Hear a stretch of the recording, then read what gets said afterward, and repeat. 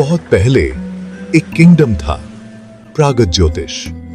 यह एक समृद्ध और शक्तिशाली राज्य था जो अपनी सुंदरता और वैभव के लिए प्रसिद्ध था।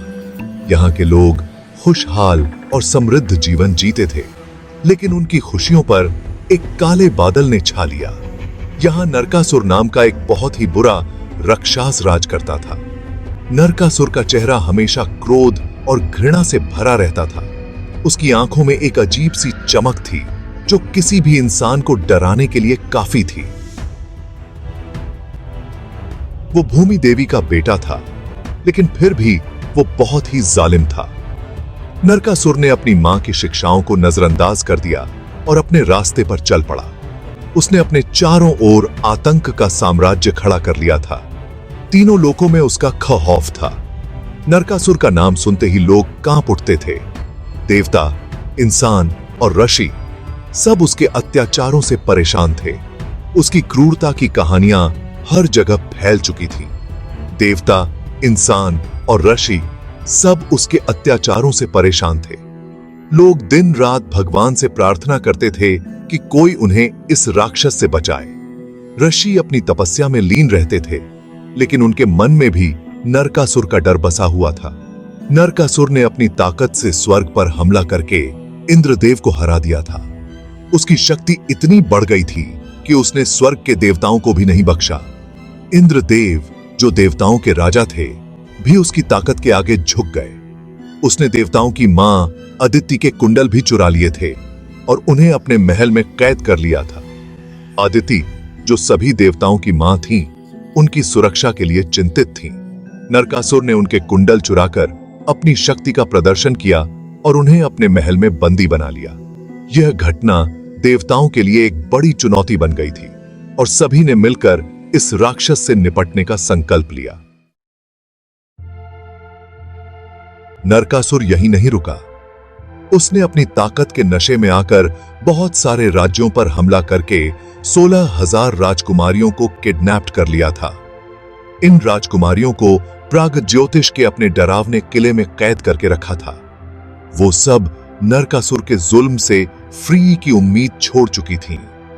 उनकी ये हालत सुनकर देवता और ऋषि भगवान विष्णु के अवतार श्री कृष्ण के पास मदद मांगने गए। देवासों और ऋषियों की ट्रबल सुनकर श्री कृष्ण बहुत दुखी हुए। उन्होंने नरकासुर के अत्याचारों को खत्म करने और धरती पर फिर से अच्छाई लाने का फैसला किया। श्री कृष्ण ने देवासों को वचन दिया, मैं नरकासुर का अंत करूंगा और किडनैप्ड राजकुमारियों को आजाद कराऊंगा। अपनी पत्नी सत्यभामा के साथ श्री कृष्ण अपने गरुड़ पर बैठकर प्रागज्योतिष के लिए निकल पड़े। प्रागज्योतिष पहुंचकर श्री कृष्ण ने अपनी सेना को युद्ध के लिए तैयार किया। उनकी सेना में बंदर, भालू और बहुत से बहादुर योद्धा थे। नरकासुर की बहुत बड़ी सेना ने उनका रास्ता रोक लिया। दोनों आर्मियों के बीच भयानक युद्ध शुरू हो गया। धरती और आकाश दोनों युद्ध के शोर से गूंज उठे। श्री कृष्ण ने अपने कमाल के हुनर और ताकत से नरकासुर की सेना के बहुत से योद्धाओं को हरा दिया। नरकासुर के किले की रक्षा के लिए मुरु नाम का एक ताकतवर दानव तैनात था। मुरु एक भयंकर योद्धा, अपनी विशालकाय काया और अद्वितीय शक्ति के लिए प्रसिद्ध था। उसकी उपस्थिति मात्र से ही दुश्मनों के दिलों में भय व्याप्त हो जाता था। नरकासुर ने मुरु को अपने किले की रक्षा के लिए चुना था, क्योंकि वह जानता था कि मुरु जैसा योद्धा ही उसके दुश्मनों को रोक सकता है। मुरु के पास एक अजीब ताकत थी। वो मारने पर फिर से जिंदा हो जाता था। यह शक्ति उसे लगभग अजेय बनाती थी। हर बार जब कोई योद्धा उसे मारने की कोशिश करता, मुरु पुनः जीवित हो उठता और दुश्मनों पर और भी भयंकर प्रहार करता। उसकी यह शक्ति उसे एक अद्वितीय योद्धा बनाती थी, जिसे हराना लगभग असंभव था। श्री कृष्ण ने मुरु का सामना किया। श्री कृष्ण, जो अपनी बुद्धिमत्ता और युद्ध कौशल के लिए प्रसिद्ध थे, जानते थे कि मुरु को हराना आसान नहीं होगा। उन्होंने गरुड़ के साथ मिलकर मुरु का सामना करने का निर्णय लिया। गरुड़ जो स्वयं एक शक्तिशाली योद्धा था, श्री कृष्ण के साथ इस महायुद्ध में शामिल हुआ। उनके बीच भयंकर युद्ध हुआ। यह युद्ध इतना भयंकर था कि धरती कांप उठी और आकाश में बिजली चमकने लगी। श्री कृष्ण और मुरु के बीच की यह लड़ाई एक महाकाव्य की तरह थी, जिसमें दोनों योद्धा अपनी पूरी शक्ति और कौशल का प्रदर्शन कर रहे थे। मुरु की ताकत और श्री कृष्ण की बुद्धिमत्ता के बीच यह युद्ध एक अद्वितीय दृश्य प्रस्तुत कर रहा था। श्री कृष्ण ने मुरु को कई बार मारा, लेकिन वो हर बार जिंदा हो जाता। हर बार जब श्री कृष्ण मुरु पर प्रहार करते, मुरु पुनः जीवित हो उठता और भी भयंकरता से हमला करता। यह देख श्री कृष्ण ने सोचा कि मुरु को हराने के लिए उन्हें कुछ विशेष करना होगा। उन्होंने अपनी दिव्य दृष्टि का उपयोग करने का निर्णय लिया। आखिरकार श्री कृष्ण ने अपनी दिव्य दृष्टि से मुरु की ताकत का राज जान लिया। उन्होंने देखा कि मुरु की पुनर्जीवित होने की शक्ति एक विशेष तंत्र से जुड़ी हुई थी।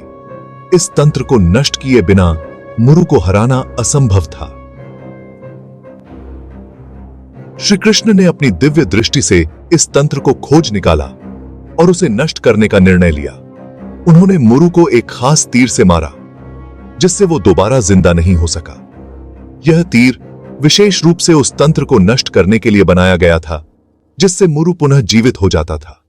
तीर के प्रहार से मुरु की पुनर्जीवित होने की शक्ति समाप्त हो गई और वह हमेशा के लिए पराजित हो गया। इस प्रकार श्री कृष्ण ने अपनी बुद्धिमत्ता और दिव्य दृष्टि का उपयोग करके मुरु को हराया और नरकासुर के किले की रक्षा को भेद दिया।